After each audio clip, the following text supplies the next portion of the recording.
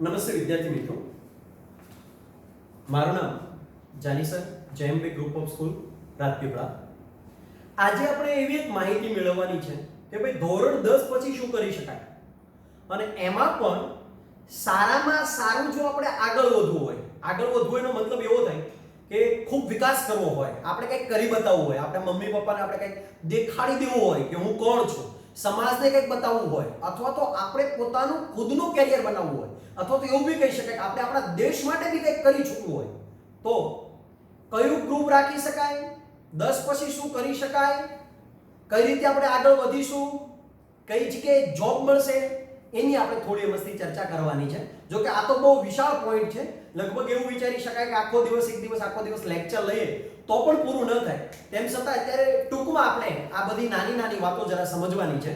પહેલી વાત જરા મહત્વની એ છે કે ધોરણ 10 પછી આપણે શું કરી શકીએ. એક જેની અંદર લખેલું છે આઈટીઆઈ. આઈટીઆઈ એક એવી વસ્તુ છે, દરેક જિલ્લા વાઇઝ એક આઈટીઆઈ આપેલું હશે જેની અંદર ટેકનિકલ કોર્સ થતા હોય છે, પરંતુ મોટા ભાગે આઈટીઆઈ ની અંદર એવા વિદ્યાર્થીઓ જતા હોય છે કે 10 ની અંદર માંડ પાસ થયા હોય અને એવી ખબર પડી છે કે ભાઈ આગળ ન વધી શકે, એ વિદ્યાર્થીઓ મોટા ભાગે આઈટીઆઈ માં જાય છે. મોટા ભાગે એટલા માટે શબ્દ બોલું છું કે આ બધા માટે શ્યોર નથી. હવે આઈટીઆઈ ની અંદર જુદા જુદા ટેકનિકલ કોર્સ હોય છે, ઇલેક્ટ્રિક હોય છે, એવી રીતે જુદી જુદી વસ્તુઓ શીખવાડતા હોય છે, અને એ પ્રમાણમાં એને દરેકને મજૂરી કામ ઘરે ઘરે બી મળતું હોય છે, અને જુદી જુદી ઇન્ડસ્ટ્રીમાં પણ એક લેબર વર્ક જે કરાવે છે એવું એને ટેકનિકલી કામ જે હશે એને કામ સોંપવામાં આવે છે, જેને આઈટીઆઈ કર્યું છે. બીજી વાત છે ડિપ્લોની. હવે ડિપ્લોની અંદર હવે આઈટીઆઈ ની પહેલા એક વાત સમજો, 6 મહિનાના કે 3 મહિનાના કોર્સથી ચાલુ કરીને 2 કે 3 વર્ષ સુધીના બી આઈટીઆઈ હોય છે, એટલે એ શેમાં તમે એડમિશન લીધું છે આઈટીઆઈ માં એના ઉપર ડિપેન્ડ રાખે છે. બીજી એક વાત છે ડિપ્લોમા. આમ તો ખરેખર આનું પૂરું નામ છે ડિપ્લોમા ઇન એન્જિનિયરિંગ. આમાં જેટલા ગ્રુપ ડિગ્રીમાં લખેલા છે ને એટલા બધાના મોટા ભાગે ડિપ્લોમા હોય છે, પણ પ્રોબ્લેમ એ આવે છે કે ઇન્ડસ્ટ્રી વાળાને મોટા ભાગે D2D માંગે છે. હવે આ D2D શું છે, પહેલા ડિપ્લો કરીને ફરી પાછું ડિગ્રી કરવું પડે છે. હવે ડિપ્લો કરીને ડિગ્રી કરવું એનો મતલબ જરાક સમજો કે ડિપ્લોના કેટલા વર્ષ, તો કે ભાઈ 3 વર્ષ. આમ તો 3.5 વર્ષ જેવું થાય, કારણ કે 6 મહિનાની ટ્રેનિંગ ને બધું આવે છે એટલે એનું વર્ષ ઓલરેડી બગડે છે. એટલે 3 વર્ષ આપણે અત્યારે ડિસાઈડ કરીએ, અને ડિગ્રીના કેટલા વર્ષ થયા, 4 વર્ષ. એટલે ટોટલ વર્ષ કેટલા થયા જો તો જરા 7 વર્ષ. હવે દાખલા તરીકે ડિગ્રી, આ બધા ડિગ્રી છે, પહેલા ડિપ્લોમા ભણવાનું. હું એમ કહેવા જાઉં કે દાખલા તરીકે મેં સિવિલ ની અંદર ડિપ્લોમા કર્યું છે, તો સિવિલ એકવાર ડિપ્લોના 3 વર્ષ ભણવાના, ફરી પાછું એકવાર ડિગ્રી કરવાની સિવિલમાં, એટલે સિવિલના ફરી પાછા 4 વર્ષ આ થાય, ટોટલ વર્ષ કેટલા થયા 7, એટલે 7 વર્ષ બગડે છે. મોટા ભાગે 12 સાયન્સ કરીને વિદ્યાર્થીઓ જતા હોય છે, એને ખાલી ડિગ્રી કહેવાય. એની અંદર 2 વર્ષ 11-12 સાયન્સના અને 4 વર્ષ છે ડિગ્રીના, ટોટલ કેટલા વર્ષ થાય છે 6 વર્ષ. એટલે 1 વર્ષ અહીંયા બસે છે, એટલા માટે ડિપ્લોની અંદર જનારની સંખ્યા પણ ઓછી હોય છે. બીજો પ્રોબ્લેમ એવો પણ આવે છે કે 12 પાસ કર્યા પછી ઘણી બધી જગ્યાએ વેકેન્સી બી હોય છે 12 સાયન્સ પાસ કર્યા પછી, તો એ ડિપ્લોમા કેટલીક જગ્યાએ આપતા હોતા નથી, એટલા માટે ડિપ્લોમા પર જનારની સંખ્યા ઓછી છે. ત્યાર પછી આવે છે 11-12 સાયન્સ, 11-12 ભણવું હોય તો. હવે 11-12 ભણવું હોય ને તો એના માટે 3 પોઈન્ટ છે આપણી પાસે. તો 11-12 આર્ટ્સમાં કરી શકાય, 11-12 કોમર્સમાં કરી શકાય, અને 11-12 સાયન્સમાં કરી શકાય. હવે તમે જરાક સમજજો, 11-12 આર્ટ્સ છે ને ભલા આપણા પ્રકાર નથી દરેક શહેરમાં, એના 2 પ્રકાર છે. એક સાદું આર્ટ્સ આવે છે, એક ઉત્તર બુનિયાદી આર્ટ્સ હોય છે. ઉત્તર બુનિયાદી આર્ટ્સ હોય ને એની અંદર કૃષિ ગોપાલન 1 અને કૃષિ ગોપાલન 2 આવા અલગ અલગ પ્રકારના સબ્જેક્ટ આવે છે. બાકી મોટા ભાગે આ આર્ટ્સ ની અંદર ગુજરાતી આવતું હોય છે, ઇંગ્લિશ આવતું હોય છે, પછી ભૂગોળ આવે છે, અર્થશાસ્ત્ર આવે છે, આ બધા સબ્જેક્ટનો અંદર સમાવેશ થાય છે. સામાજિક નવરચના એવો એક સબ્જેક્ટ આવે છે, એ બધું આની અંદર એડ થતું હોય છે. ત્યાર પછી કોમર્સ છે, એમાં મોટા ભાગના આર્ટ્સના સબ્જેક્ટ હોય છે, પણ 2 સબ્જેક્ટ અલગ આવે છે, જેનું નામ છે BA, જેનું નામ છે વાણિજ્ય વ્યવસ્થાપન, અને બીજું છે અર્થશાસ્ત્ર, અને એક આવશે આંકડાશાસ્ત્ર. એની અંદર થોડુંક મેથ્સ આવે છે, આંકડાશાસ્ત્ર અને મતલબ કે બીજગણિત ઉપર છે આખું છે. તો બીજગણિત આવશે એટલે એ કોમર્સમાં આવશે. ત્યાર પછી આવે છે સાયન્સ. સમજો જરા. હવે સાયન્સ છે ને, સાયન્સ એના હું 3 વિભાગ પાડું છું. સાયન્સમાં તમે એડમિશન લીધા પછી એવું નહીં સમજી લેવાનું ખાલી સાયન્સ એટલે સાયન્સ જ આવે, નહીં. એના 3 વિભાગ છે. એનો પહેલો વિભાગ છે એ ગ્રુપ, જે વિદ્યાર્થીઓને મેથ્સ સબ્જેક્ટમાં આગળ વધવું છે, તો એ વિદ્યાર્થીઓ એ ગ્રુપ રાખશે. જરાક સમજો જરા. બીજો એક ગ્રુપ આવશે જેનું નામ છે બી ગ્રુપ. તો બી ગ્રુપ વાળાને બાયોલોજી આવશે. આમ તો ખરેખર 11 12 સાયન્સના ટોટલ સબ્જેક્ટ કેટલા? ટોટલ 5. જરા ધ્યાનથી જરા સમજો. ટોટલ 5 કયા કયા? તો કે ભાઈ ફિઝિક્સ બંનેમાં આવશે, પછી કેમિસ્ટ્રી આ પણ બંનેમાં આવશે. એ ગ્રુપમાં મેથ્સ આવશે. જો મેથ્સ ન લેવો હોય તો બી ગ્રુપમાં જવું પડે. બી ગ્રુપમાં બાયોલોજી આવશે. હવે જરાક સમજો, આ ત્રણ મેઇન સબ્જેક્ટ. ગમે ત્યાં તમે એડમિશન લેવા જશો ત્યારે આ ત્રણ સબ્જેક્ટની વેલ્યુ ગણાશે. બાકીના બે કોમન સબ્જેક્ટ. એનો પહેલો કોમન સબ્જેક્ટ એક ઇંગ્લિશ એટલે કે અંગ્રેજી, અને બીજો કોમન સબ્જેક્ટ છે કોમ્પ્યુટર. હવે કોમ્પ્યુટર ન રાખવું હોય તો એને આપવામાં આવે છે સંસ્કૃત. ચલો કેટલા વિષય થયા? 1 2 3 4 અને 5. કે કોમ્પ્યુટર રાખો અને કોમ્પ્યુટર ન રાખવું હોય તો સંસ્કૃત રાખો. હવે સમજો, મોટા ભાગના છોકરાઓ કોમ્પ્યુટર રાખે છે. ઇંગ્લિશ તો ફરજિયાત છે, ફિઝિક્સ ફરજિયાત છે, કેમિસ્ટ્રી ફરજિયાત છે, મેથ્સ બાયો ઓપ્શનલ સબ્જેક્ટ છે. બેમાંથી એક રાખી શકાય. એની પણ આપણે થોડી ચર્ચા કરવાની છે, એટલા માટે ત્યાં લખી રાખ્યું છે આપણે. હવે કોમ્પ્યુટર રાખવાનું અથવા તો સંસ્કૃત રાખવાનું. મોટા ભાગે છોકરાઓ કોમ્પ્યુટર રાખે છે. જ્યાં વ્યવસ્થા હોય, લેબની વ્યવસ્થા હોય તો એ લોકો કોમ્પ્યુટર રાખી શકે. લેબ ના હોય તો પછી ફરજિયાતપણે સંસ્કૃત રાખવું પડે. પરંતુ મોટા ભાગે છોકરો કોમ્પ્યુટર રાખે. છોકરો કોમ્પ્યુટર રાખે એની પણ જરા ચર્ચા કરીએ, કારણ કે ગુજરાત બોર્ડની અંદર મોટા ભાગે કોમ્પ્યુટરની અંદર એમસીક્યુ પૂછાય. મતલબ કે થિયરિકલ હોતું નથી. 100 માર્ક્સનું પેપર હોય અને 100 એ 100 માર્ક્સનું એમસીક્યુ જ હોય. એટલે એને કોમ્પ્યુટરમાં ઓછી મહેનત કરવી પડે. હવે આ બંને સબ્જેક્ટમાં જો એ ઓછી મહેનત કરે ને તો આ ત્રણ સબ્જેક્ટની અંદર વ્યવસ્થિત ધ્યાન આપી શકે. એટલા માટે મોટાભાગે વિદ્યાર્થીઓ કોમ્પ્યુટર રાખે છે. તો આપણે તો મેઈન આ જે સબ્જેક્ટ છે એની આપણે ચર્ચા નથી કરવી. આપણે જે મેઈન ત્રણ સબ્જેક્ટ છે એની જરા વાત કરવાની છે. તો એ ગ્રુપ બી ગ્રુપ. હવે કોઈ વિદ્યાર્થીઓ એવા છે જે એ બી ગ્રુપ બંને રાખે છે. જરાક સમજો. હવે આમાં ને આમાં શું તફાવત છે જરાક સમજો. આમાં મેથ્સ આવશે એક ગ્રુપમાં, બી ગ્રુપમાં બાયોલોજી આવશે, અને એ બી ગ્રુપ બંને મિક્સ ગ્રુપ હોય જેમાં મેથ્સ અને બાયોલોજી બંને આવે. પરંતુ એ બી ગ્રુપ રાખનાર વિદ્યાર્થીની સંખ્યા ગુજરાતમાં ઘણી બધી ઓછી છે. શું કરવા? કારણ કે એ બી ગ્રુપ રાખે તો થાય શું ખબર? એક વર્ષ દરમિયાન એને આ સબ્જેક્ટ તો ભણવાના, મેથ્સ પણ ભણવાનું અને બાયોલોજી પણ ભણવાનું. એને આપણે એ બી ગ્રુપ નામ આપીએ છીએ. એટલે આની સંખ્યા બહુ ઓછી છે. પાર્ટિક્યુલર કોઈ એ ગ્રુપમાં હોય છે, નહીતર પાર્ટિક્યુલર કોઈ બી ગ્રુપમાં હોય છે. હવે એ ગ્રુપમાં અને બી ગ્રુપમાં આપણે સબ્જેક્ટની જરા ચર્ચા કરીએ.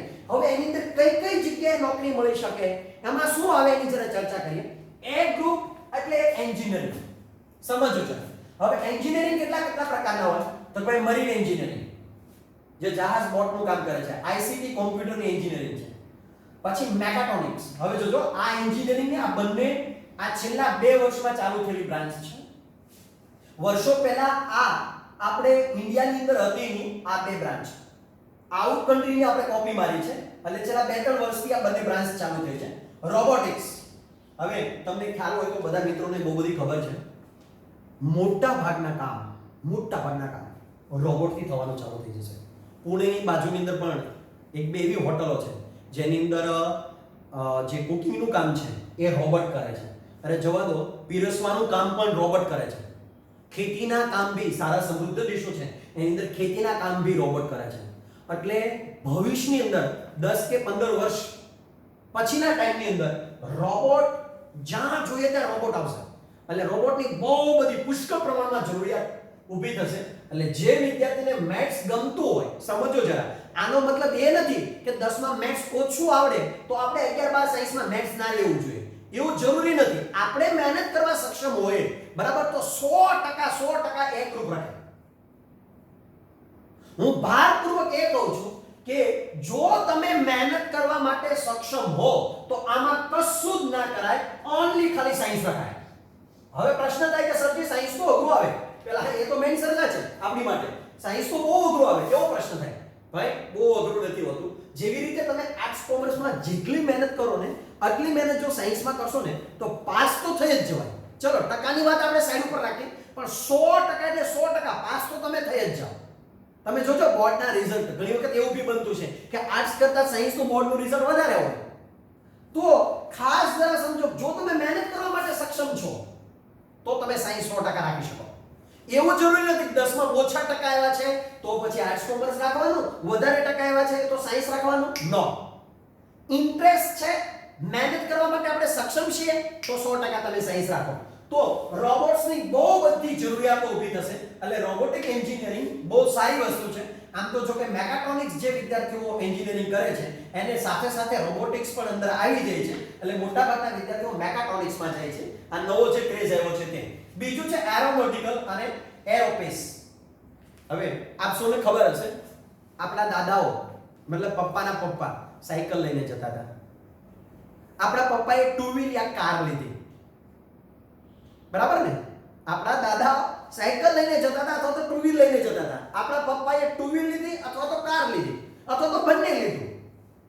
હવે તમે તમારાની અંદર વિચાર કરો તો તમારામાં થોડાક વર્ષ ઉમેરો, મતલબ 10 વર્ષ ઉમેરો એટલે તમને ખબર પડી જશે કે પ્લેનની કેટલી જરૂરિયાત છે, વિમાનની કેટલી જરૂરિયાત છે. તો એ બધું જ આવશે એરોનોટિકલમાં. તો તમને લાગે નાના એવું શક્ય થોડું હોય, આટલી બધો થોડો વિકાસ થાય ઝડપથી, એટલો બધો દેશનો કોઈ બી દેશનો અથવા તો દુનિયા આટલી બધી ઝડપથી થોડી વિકસી શકે. યાદ રાખો દોસ્તો, તમારા દાદાને કહેજો ને સેલ્ફી પાડતા નહીં આવડતું હોય. આપણે આપણા દાદાને કહીએ તો આપણા દાદાને સેલ્ફી પાડતા નથી આવડતું. 20 વર્ષના જૂના દાદા હોય, મતલબ કે 20 વર્ષ પહેલા જો તમારી એજ પહેલાના 20 વર્ષના દાદા હોય એને તમે કહેશો દાદા સેલ્ફી આવડે છે? પહેલા ખબર હતી સેલ્ફી હતી એવું કશું બી ખબર નહીં પડે. એની જગ્યાએ આજે પેલા નાના છોકરાઓ હોય છે એ જાતે આમ સેલ્ફી પાડે છે, આમ જુદા જુદા આકારો બતાવીને. તો શાને કારણે આવ્યું? આ ટેકનોલોજી છે. વિચાર કરો, પોતાનો જ ફોન પોતાનો જ ફોટો પાડે છે. તો સેલ્ફી યુગ આવી ગયો. તમે આ એટલા માટે કહો છો આ ખૂબ વિકાસ ચાલે છે. એરોસ્પેસમાં પણ એવું જ આવશે. એટલે આ બંને એન્જિનિયરિંગ ઘણું બધું આઈએમપી ને કામનું છે. કોમ્પ્યુટર મોટા ભાગના કામ બધા જ ઓનલાઈન થઈ ગયા. અમે જ્યારે નાના હતા અથવા તમારા પપ્પા જ્યારે હતા ત્યારે તમે જોજો સાદી રીતે 10માના અને 12માના ફોર્મ સાદી રીતે ભરાતા હતા. હવે તો તમારા ફોર્મ પણ ઓનલાઈન થઈ જાય છે. અરે ભાઈ રિઝલ્ટ બી ઓનલાઈન આવે છે. તો કોમ્પ્યુટર વગર શક્ય નથી. તો કોમ્પ્યુટર એન્જિનિયરિંગ ખૂબ અને ખૂબ, જો કોર બ્રાન્ચ નામ આપું સારામાં સારી બ્રાન્ચ હોય તો અત્યારે હું એક મેકાટ્રોનિક્સ ને આપું, બીજો આઈસીટી ને આપું, પછી કોમ્પ્યુટર ને આપું અને પછી એરોનોટિકલ ને આપું, પછી મરીન ને આપું.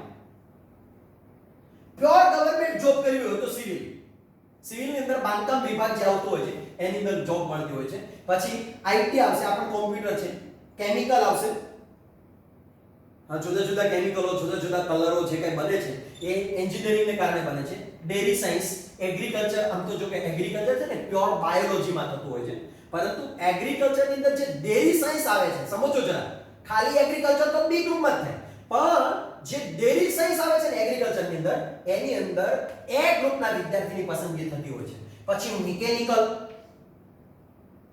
જેની અંદર જે ઓટોમોબાઈલ, જે જુદા જુદા સાધનો બનાવે છે તે, રેલવે બની, ટુ વ્હીલો, ફોર વ્હીલો, આ જુદી જુદી જે વસ્તુઓ બને છે, પંખાઓ અલગ અલગ બનાવે છે, એ લોકો આનું કામ હોય છે. સિરામિક, સારું સંશોધન છે સિરામિક ની અંદર. Industrial, environment, silk, textile. હજી આવા 25 મેં લખ્યા નથી. શુક્રવાર કારણ કે લખવા બેસીશ તો તમને આટલા યાદ નહીં રહે. આવા 25 બીજા બે એન્જિનિયરિંગના જુદા જુદા ભાગ છે. જો તમે એ ગ્રુપ રાખશો તો એમાં એન્જિનિયરિંગ તમે કરી શકશો. અને એકવાર એન્જિનિયરિંગ કર્યા, જો સારી કોલેજમાં એડમિશન મળી જાય તો જોબની ચિંતા ના કરતા. એક કામ ખાલી કરવું પડે.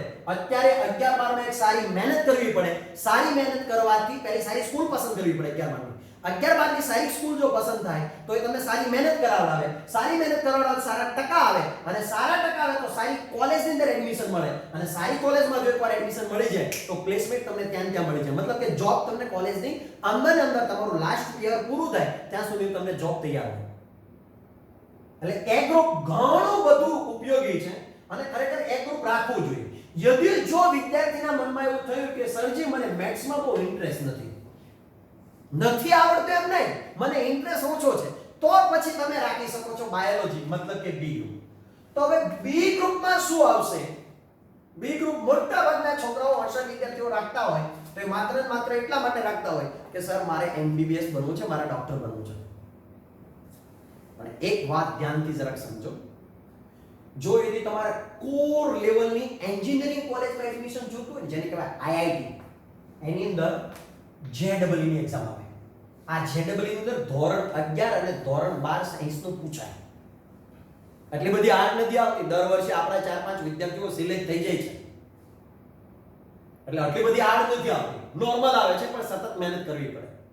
પણ જો તમારે ડોક્ટર બનવું છે તો એના માટે એક એક્ઝામ આવશે જેનું નામ છે નીટ. ગયા વર્ષે આપણી સ્કૂલના તે 4 વિદ્યાર્થીઓ નીટની અંદર ક્વોલિફાઈડ થયા હતા, મતલબ અત્યારે ડોક્ટર છે, ભણે છે ફર્સ્ટ યરની અંદર. તો એને નીટ એક્ઝામ આપવી પડશે. નીટ પણ બહુ ઈઝી આવે છે. તો એની અંદર તમારે ડોક્ટર થવું હોય તો તમારે બનવું પડે MBBS. બીજા ડોક્ટર થવું હોય તો તમારે બનવું પડે, તમારે જવું પડે BSMS માં. જો આ H બોલે તો હોમિયોપેથિક ડોક્ટર કહેવાશે. પેલી ગોળીઓ આવે, ગળી ગળી દવાની આપે, એ ડોક્ટર છે. પછી BSMS, BAMS. આ એ બોલે તો આયુર્વેદિક વાળા જેટલા છે તે. જેની આયુર્વેદિકની જુદી જુદી દવાઓ બનાવીને આયુર્વેદિક હોસ્પિટલો બહુ બધી છે, એની અંદર તમને જોબ મળી શકે છે. બીજા BNYS, BDS, BPT, naturopathy, dental, physiotherapy. Physiotherapy આ નેચરોપેથીમાં તમને ખબર હશે, ડેન્ટલમાં બી તમને ખ્યાલ આવી ગયો હશે. ફિઝિયોથેરાપીમાં શું હોય, ઘણી વખત આવી રીતે આમ હાથ થઈ ગયો હોય તો એને સીધો કરાવવા માટે વારંવાર કસરત કરાવવી પડે. તો એ કોણ કસરત કરાવે છે? તો ભાઈ ફિઝિયોથેરાપી વાળા. તો જો તમે નીટની અંદર વ્યવસ્થિત સારો એવો ગોલ તૈયાર કરી નાખો અને સારા માર્ક્સ લઈ આવો, નીટ આવે 11 બાર સાયન્સ નું પૂછે, સમજજો એની અંદર રોકેટ સાયન્સ નથી હોતું, નોર્મલ જ હોય છે, બહુ નોર્મલ હોય છે. 11 બારમાં પ્રેમથી ભણવાનું અને સર જે કે એ કરતું જવાનું. એટલે જો તમે સારો સ્કોર કરી શકો તો MBBS માં જઈ શકો છો, BSMS માં, BAMS માં, BNYS માં, BDS માં અને BPT માં તમે જઈ શકો છો. બીજું સમજો કે તમને આમાં ઇન્ટરેસ્ટ નથી, મારે જવું છે પેરામેડિકલમાં, તો પેરામેડિકલના બી કોર્સિસ છે, નર્સિંગ છે, MLT છે, BMLT કહેવાય એને. આ 10માનું MLT નથી, સમજો. MLT એટલે લેબની અંદર જે કામ કરે છે એ લોકો, તમારા જે બ્લડ લે છે અને કેટલા પ્રમાણમાં તમારું લોહીનું પ્રમાણ કેટલું છે, ઇઓસિનોફિલ્સ કેટલું છે, આ બધું જે માપે છે, WBC કેટલા છે એ લોકો. પરંતુ 11 બાર સાયન્સ કર્યા પછી ખાલી MLT નથી હોતું, જેનું નામ છે BMLT. બી ફાર્મ છે. આ જેટલી જે દવાઓ જે બને છે, બરાબર, જેટલી જુદી જુદા પ્રકારની દવાઓ, હમણાં કોરોના છે તેની દવાઓ બહુ બધા શોધે છે. એવી રીતે ટાઇફોઇડની દવા છે, મેલેરિયાની દવા છે, માથાની દવા છે, આવી જુદા જુદા પેટમાં દુખવાની દવા છે, કેટલા પ્રકારની દવાઓ છે. એ જે દવાઓ જે બનાવે છે એનું નામ છે બી ફાર્મ. જે લોકો બી ફાર્મ કરશે, ફાર્મસી જે કરશે, જેને આપણે ફાર્મસી કહીએ, ફાર્મસી જે કરશે અથવા તો બી ફાર્મ કરશે, એ લોકોને એની અંદર જોબ મળશે. પછી BSc છે. BSc તો આમાં બી થઈ શકાય, સમજો. જરા આપણે કોમન કોર્સ પછી લઈએ. અહીં હું લખી નાખું છું BSc, એટલે આપણે યાદ રહી જાય 19-20 નું BSc. હોમ સાયન્સ છે, ન્યુટ્રિશન છે. BSc ની અંદર પણ કરવું હોય તો બાયોલોજી છે, એટલે તમે ફિઝિક્સમાં BSc કરી શકો. BSc ના 3 વર્ષ, પછી MSc ના 2 વર્ષ, ટોટલ થયા 5 વર્ષ. પછી તમે MPhil, MAd, MPhil, PhD કરી અને તમારી નામની આગળ ડોક્ટર તમે લગાવી શકો છો. ભલે તમે ફિઝિક્સ કર્યું હોય, કેમિસ્ટ્રી હોય કે તમારું બાયોલોજી હોય, પણ તમે એકવાર PhD કરી શકો છો તો તમારા નામની આગળ ડોક્ટર લાગી શકે છે. ડોક્ટર પહેલાભાઈ, કારણ કે તમે એની અંદર માસ્ટરી મેળવી છે. દાખલા તરીકે ફોર એક્ઝામ્પલ ડોક્ટર મનમોહનસિંહ સાહેબ, તો ડોક્ટર મનમોહનસિંહ સાહેબે શું કર્યું છે? અર્થશાસ્ત્ર પર PhD કર્યું છે. એવી રીતે આમાં પણ તમે જો PhD કરશો, બરાબર, આમાં કોઈ પણમાં, તો પણ તમે તમારા નામની આગળ ડોક્ટર લગાવી શકો છો. એવી રીતે ફિઝિક્સની અંદર જો તમે BSc કરતા હો તો એની અંદર પણ જુદા જુદા પ્રકારના ફિઝિક્સ આવે. કેમિસ્ટ્રીની અંદર પણ જુદા જુદા ઇન્ડસ્ટ્રીયલ કેમિસ્ટ્રી આવે ને જુદી જુદી કેમિસ્ટ્રીના પણ પ્રકાર આવે. એવી રીતે જો તમે બાયોલોજી કરશો તો એની અંદર બોટની આવશે. બોટની અંદર બધું વનસ્પતિ શાસ્ત્ર આવે, માઇક્રોબાયોલોજી આવે, જીઓલોજી આવે, જીઓગ્રાફી આવે, જીનેટિક્સ આવે, મોલેક્યુલર આવે. જો આ બધા બાયોલોજી, આ એક બાયોલોજીકલી એક બાયોલોજીના બે એટલા પ્રકારો છે કે જેની અંદર તમે જુદી જુદી કોલેજની અંદર જુદા જુદા અંદર તમે એડમિશન મેળવી શકો છો. લેબ ટેકનિક છે, વેટેનરી છે, જે પેલા પ્રાણીઓના જે ડોક્ટરો છે. સારું છે ભાઈ, આમાં બી સારું છે, ગવર્નમેન્ટ જોબ બી મળે છે, કારણ કે પ્રાણીઓ જુદા જુદા અત્યારે નાશ પ્રાય થઈ ગયા છે. કેટલાક પ્રાણીઓ બીમાર પડે છે, તો પ્રાણીઓને સાજા કરવા જોઈએ, કારણ કે પ્રાણી આપણી આજુબાજુમાં રહે છે બેટા. હવે આપણી આજુબાજુના વસ્ત્ર, દાખલા તરીકે કૂતરું છે, બીમાર પડ્યું છે, તો કૂતરું આપણી સાથે રહેવાનું છે. આપણું કૂતરું હોય તો, સોસાયટીનું કૂતરું હોય તો બી આપણા ઓટલા પર બેસવાનું છે, એ ઓટલા ઉપર પાછા આપણે બી બેસવાના છે. એટલે એકબીજાની બીમારી એકબીજાને લાગી ન જાય એટલા માટે પ્રાણીઓની બી આપણે જ કેર કરવાની છે. તો આપણે કેર કરવી તો આપણે વેટેનરી ડોક્ટર બનવું પડે. એગ્રીકલ્ચર છે, આ બહુ સારી વસ્તુ છે. જે વિદ્યાર્થીઓને ઘરમાં જમીન હોય પોતાની, મતલબ કે પપ્પાની, પોતાની મતલબ કે પપ્પાની, મમ્મીની, એનીબડી ખાતેદાર હોય તો એને એગ્રીકલ્ચર કરાવી દેવાય. એના બહુ બધા માર્ક્સ એની અંદર એડ પણ થાય છે અને એગ્રીકલ્ચરની અંદર બહુ જરૂરિયાત છે. અત્યારે જે ઘઉંનું ઉત્પાદન થાય છે, ગુલાબનું ઉત્પાદન થાય છે, ફૂલનું ઉત્પાદન, જુદા જુદા પ્રકારના ફૂલ હોય તેનું ઉત્પાદન, અનાજ હોય તો જુદા જુદા અનાજની અંદર કેટલું ઉત્પાદન થાય છે. તો એના અંદર ઉત્પાદન વધારવા માટે સંકરણ કરવાનું, આવું બધું બહુ બધું અંદર લાંબુ ભણવાનું આવે છે જે એગ્રીકલ્ચરની અંદર હોય છે અને કરી શકાય. ગવર્મેન્ટ જોબ બી બહુ ઝડપથી એગ્રીકલ્ચરની અંદર મળી જતી હોય છે. મેડિકલ લેબ, મેડિકલની અંદર જુદી જુદી લેબ હોય ને લેબની અંદર પણ તમે કામ કરી શકો છો. રેડિયોથેરાપી, જુદી જુદી નાની મોટી એમબીબીએસ થાય, સર્જરી થાય, ઉપરાંત તમે કોઈની અંદર એકમાં માસ્ટરી મેળવી છે તો પણ તમે એની અંદર જુદા જુદા કામ કરી શકો છો જુદી જુદી બીમારી પર. હવે આપણે એવું જોઈએ, જો કે આ લખવા જઈશું ને તો હજી આપણે આવા બીજા બે બોર્ડ જોશે ખાલી બાયોલોજી ગ્રુપ માટે. આ તો ખાલી જેટલા તમને ખબર પડી જાય છે ને આટલા જ મેં નામ લખ્યા છે. હવે બીજું શું છે ખાસ સમજો. यदि कोई पण विद्यार्थी 11-12 साइंस करे, ए ग्रुप राखे કે બી ગ્રુપ રાખે, એ આર્ટ્સ, કોમર્સ કે સાયન્સ નો કોઈ પણ એક સબ્જેક્ટ રાખી શકે. દાખલા તરીકે કોમર્સમાં વકીલ થવાય તો 11-12 સાયન્સ કર્યા પછી પણ વકીલ થવાય. કોમર્સમાં સીએ થવાય તો દાખલા તરીકે 11-12 સાયન્સ કર્યા પછી પણ સીએ થવાય. मतलब આમાંનો કોમર્સની અંદર દાખલા કે આર્ટ્સ અને ગુજરાતીના શિક્ષક થઈ ગયા તો 11-12 સાયન્સ કર્યા પછી બી ગુજરાતીનું શિક્ષક થવાય, કોઈ ઇશ્યુ નથી. ખાસ યાદ રાખો, સાયન્સ વાળા, સાયન્સનો સ્ટુડન્ટ પાસ થયા પછી આર્ટ્સ કોમર્સમાં કોઈ પણ સબ્જેક્ટમાં આગળ વધી શકે, એક વાત.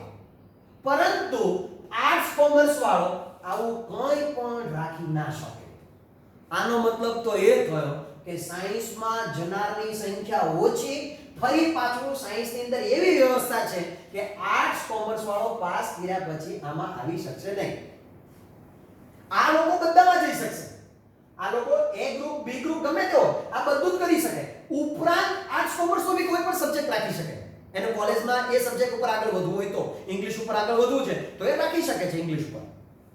બીજી એક વાત, હવે એવા કેટલાક પોઈન્ટ આપણે એવા લઈ લઈએ છીએ કે જેની અંદર આ બંને ગ્રુપ સાથે સંલગ્ન હોય. એમાં પહેલું બીએસસી. બીએસસી જુદા જુદા સબ્જેક્ટમાં થાય. શેમાં થાય તો કે ભાઈ બીએસસી કરવા માટે કઈ કઈ વસ્તુ હોય તો કે ફિઝિક્સ છે, કેમેસ્ટ્રી છે, બાયોલોજી છે, મેથ્સ છે, આના ઉપર તમે બીએસસી કરી શકો છો. બીબીએ, એમબીએ, આગળ બીબીએ કર્યા પછી એમબીએ મતલબ કે કોમ્પ્યુટર બિઝનેસ ને અનુલક્ષીને છે. બીસીએ કોમ્પ્યુટરને અનુલક્ષીને છે. એનડીએ, હવે એનડી ના જુદા જુદા પ્રકારો છે. શું? એરફોર્સમાં જાઓ, આપને ખબર છે ને એરફોર્સ પેલું પાયલોટ વાળું એ. નેવી ની અંદર જાઓ, નેવી એટલે જે પેલા સમુદ્રની અંદર જે જહાજ ને બધું ચલાવે છે એ લોકો. આર્મી ની અંદર જાઓ, હવે આર્મી એટલે એવું નથી હોતું કે ભાઈ બોર્ડર ઉપર રિવોલ્વર લઈને ખાલી ઊભું રહી જવાનું, કોઈ આવે તો આપણે એની ઉપર પ્રોસેસ કરવાની, એવું નથી હોતું કે ગોળી મારવાની, એવું નથી હોતું.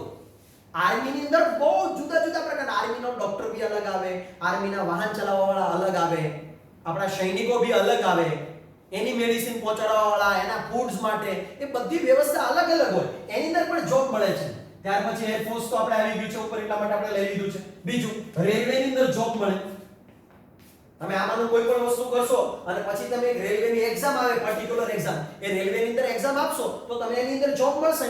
બીજું આ કર્યા પછી આઈટીઆઈ ને ભણાવવા વાળા શિક્ષકની અંદર જોબ મળે. આ લોકોને જે ભણાવે છે કોણ ભણાવે છે? આ લોકો ભણાવે છે. ડિપ્લોમા વાળા ભણાવે છે કોણ લોકો ભણાવે છે? આ લોકો ભણાવે છે. આના જે સ્ટુડન્ટ હશે એને કોણ ભણાવશે? આ લોકો ભણાવશે. આના સ્ટુડન્ટને કોણ ભણાવશે? આ લોકો ભણાવશે. બીજી એક વાત ને, એમપીએસસી, યુપીએસસી, જીપીએસસી, ક્લાસ 1 ઓફિસર, જેને આપણે કહે ક્લાસ 1 ઓફિસર, કલેક્ટર થી માંડી બધા જ વ્યક્તિઓ શું કરે છે તો કે યુપીએસસી, જીપીએસસી આ રાખી આગળ વધે છે અને યુપીએસસી, જીપીએસસી ની એક્ઝામ આપે છે. યુપીએસસી, જીપીએસસી ની અંદર જો એ ક્વોલિફાઈડ થઈ જાય, પાસ થઈ જાય તો ક્લાસ 1 અધિકારી બની શકશો. મોટી ખુરશી પર બેસવા મળશે, જિલ્લાની મોટી ખુરશી ઉપર. આઈટી રિટર્ન વાળા બી તમે બની શકો છો આની અંદર એક્ઝામ આપીને. નેક્સ્ટ બીજું, ફિલ્મ પ્રોડક્શનમાં બી કામ કરી શકો છો. ફિલ્મ પ્રોડક્શન ની અંદર ભાઈ જુદા જુદા બહુ બધા પ્રકારો હોય છે, ખાલી એવું નથી. ફિલ્મ પ્રોડક્શન અત્યારે કેટલું આધુનિક યુગ આવી ગયો, તમે જોજો અલગ અલગ પ્રકારની, અલગ અલગ દેશની ફિલ્મ બી અલગ અલગ આવે.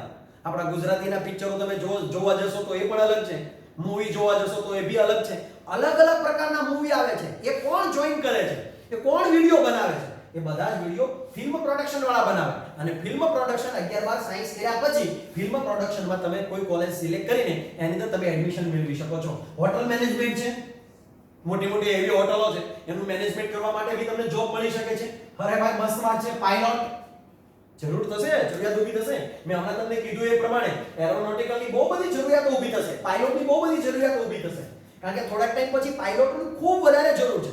મને ખાસ યાદ છે ગુજરાતની અંદર આટલી બધી પ્લેનો નીચે નહોતી ઉતરતી, લેન્ડિંગ નહોતી થતી, અને કોઈ પણ જગ્યાએ જવું તો ફરજિયાતપણે ગુજરાતની અંદર બીજા કોઈ રાજ્યમાં જવું તો અમદાવાદ ફરજિયાતપણે જવું પડતું હતું. એની જગ્યાએ આજે ભાવનગરથી બી ઉપડે છે, બરોડાથી બી ઉપડે છે, સુરતથી ઉપડે છે, અમદાવાદથી ઉપડે છે, રાજકોટથી ઉપડે છે. મતલબ કે જુદી જુદી જગ્યાએથી બી આપણને પ્લેનની વ્યવસ્થા મળી રહે છે. તો પાયલોટની બહુ બધી જરૂરિયાત ઊભી થવાની, ફોરેન્સિકની બહુ જરૂરિયાત છે આની બી.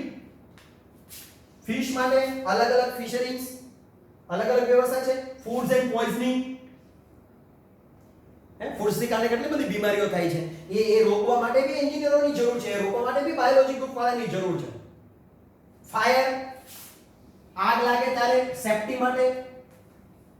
એવી જ રીતે અહીંયા ફોરેન્સિક સાયન્સ, ટેક્સટાઇલ મતલબ કે કાપડ જે બનાવાય છે એ લોકો. ફૂટવેર, બોલો આ તો કોઈ ખબર નહીં હોય. ફૂટવેરની એકમાત્ર એન્જિનિયરિંગ કોલેજ, સમજો તો ફૂટવેરની એકમાત્ર એન્જિનિયરિંગ કોલેજ આપણી નજીક અંકલેશ્વરમાં આવેલી છે, જે જુદા જુદા પ્રકારના પેલા પગરખાઓ બનાવે છે, બૂટ બનાવે છે, ચંપલ બનાવે છે, જુદી જુદી મસ્ત અલગ અલગ ડિઝાઇનના, અને જેને કારણે એ આગળ વધી શકે એ લાઈનમાં પણ. ગ્રાફિક્સ છે, એવી જ રીતે જુદી જુદા પ્રકારની બીએસસી છે, ક્લાર્ક છે, પોલીસ છે, મ્યુઝિશિયન છે, ડાન્સ છે, આવું બધું જ બની શકાય. હવે તમને પ્રશ્ન એ થાય કે સરજી બધું બનાય એ વાત બરાબર છે, પણ ફરી પાછો એકવાર કહો અઘરું આવે એનું શું? બધી વાત બરાબર છે સરજી, અઘરું આવે એનું શું? ભાઈ અઘરું આવે એનું આપણે ઉદાહરણ લઈએ. દાખલા તરીકે ચલો આ આપણી પાસે એક નોર્મલ પર્વત છે અને આ આપણી પાસે ખૂબ અઘરો પર્વત છે. સમજો પહોંચવું ઉપર અઘરું બને છે. હવે અહીંયાથી દાખલા તરીકે તમે દોડતા દોડતા ઉપર ગયા અને અહીંયાથી બી તમે દોડતા દોડતા ઉપર ગયા, અને હવે તમને એવું લાગે આમાંથી દોડતા દોડતા તો ઉપર નહીં જઈ શકો, ચડશો પડશો પાછા લપસશો, માંડ કરીને ઉપર ગયા છો, ખૂબ પ્રયત્ન કર્યા પછી ઉપર ગયા છો અને સરળતાથી ઉપર ગયા છો. અને તમે કોઈ પૂછે કે ભાઈ તમારે ઉપર જઈને ઉપર ચડી જાય એટલે તમારે 3 તાળી પાડવાની છે, તમને શેમાં વધારે મજા આવશે? તો તમે ઓટોમેટિક કહેશો સર આ તો બહુ ઈઝી, તો આમાં શું મજા આવવાની? મજા તો અમને આમાં આવશે કે યસ હું ચડી ગયો, હું ઉપર પહોંચી ગયો, મજા આવી ગઈ.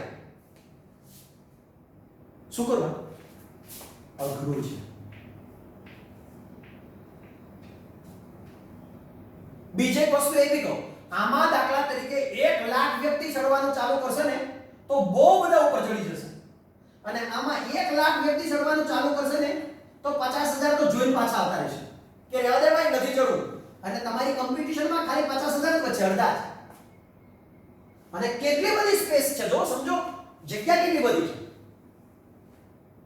જો હજે એકવાર ધ્યાનથી જરાક સમજો, હું આની અવગણના નથી કરતો, જરૂરિયાત અનુસાર બધું રાખી શકાય. હું અવગણના નથી કરતો, આઈટીઆઈ ની અવગણના નથી કરતો, ડિપ્લો ખરાબ છે એવું નથી કહેતો, આર્ટ્સ ખરાબ છે એવું નથી કહેતો, કોમર્સ ખરાબ છે એવું નથી કહેતો, પણ સાયન્સને મેં બહુ સારી રીતે સમજું છું કે એની શું વેલ્યુ છે. કોઈ પણ સ્કૂલમાં જઈને સાયન્સ લખાય, હા પણ પાસ થઈ જવાનું, મહેનત કરીને. મેં કીધું છે ને ઉપર ચડી જવાનું, ભાઈ ઉપર ચડી જવાનું, પર્વત પર ચડી જવાનું, એટલે આગળ પાછું કુદાકુદી નહીં કરવાનું, પાછો ઉતરો પાછો ચડો, પાછો ઉતરો પાછો ચડો, તો પાસ જ નહીં થવાનું. માંડ પાસ થશો, એ પોતા વાર લાગી જશે. એટલે ખાસ જો અઘરું છે એટલે મજા છે, અઘરું છે એટલે આ બધું છે, ઈઝી હો તો ના હો. એટલે બિંદાસથી આંખો બંધ કરીને સાયન્સ લઈ. હા પણ યાદ રાખજો, સાયન્સની અંદર પહેલી વખત જ્યારે ફોર્મ ભરો ત્યારે આ દિલને કહી દેજો કે બોસ તારે મહેનત કરવાની છે. પહેલા દિવસથી છેલ્લા દિવસ સુધી સાયન્સના ટોટલ 500 દિવસ હોય, એની અંદર 300 દિવસ આપણે 12માના ગણીએ અને 200 દિવસ છે 11માના હોય, એટલે ટોટલ 500 દિવસની મહેનત હોય. આ 500 દિવસની અંદર આપણે 8 કલાક ખાલી કામ કરવાનું હોય, તો 8 પંચાને 40, એનો મતલબ એ થાય કે તમારે 4000 કલાક ખાલી કામ કરવાનું છે 2 વર્ષ માટે. મતલબ કે જિંદગી શણગારવા માટે તમારે 4000 કલાકનું કામ કરવાનું છે, બસ ફિનિશ, બીજું કશું નથી કરવાનું. આપણે ટૂરમાં જઈએ તો આપણે બેગની અંદર કેટલો બધો સામાન ભરીએ છીએ, આગલા દિવસે આપણે સૂતા નથી, 2 દિવસ પહેલા આપણે કપડાં લઈ આવીએ છીએ. ખાલી કેટલા 2 દિવસની ટૂરની અંદર 2 દિવસની ટૂરની અંદર આપણે 3 દિવસ બગાડીએ. એક દિવસ કપડાં લેવા જઈએ, એક દિવસ સૂઈએ નહીં, બેગ ભરીએ, નાસ્તો ક્યારે શું કરવાનો, કપડાં ક્યારે ક્યાં પહેરવાના, કયો રૂમાલ રાખવાનો છે, શું કરવાનું છે, કેવા આપણે ફોટા પાડીશું, સેલ્ફીનું બી વિચારીશું.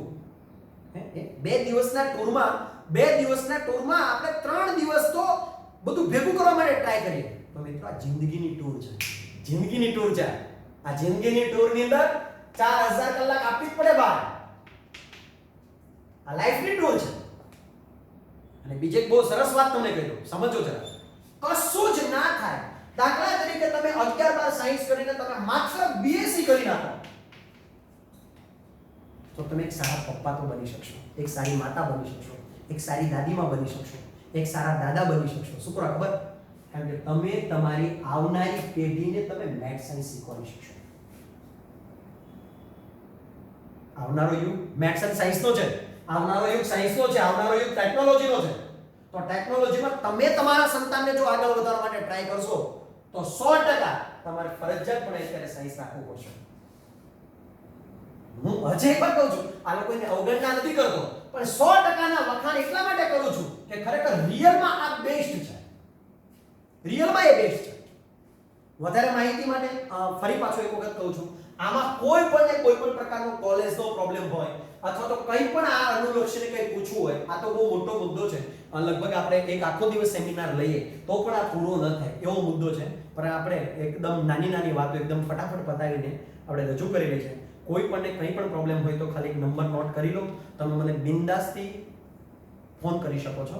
ફોન નંબર 7878777917, એટલે કે 7878777917. આ નંબર પર કોલ કરી અને કોઈ પણ માહિતી તમે આના માટે પૂછી શકો છો. થેન્ક યુ વેરી મચ વિદ્યાર્થી મિત્રો, ખૂબ ખૂબ આભાર. જય હિન્દ.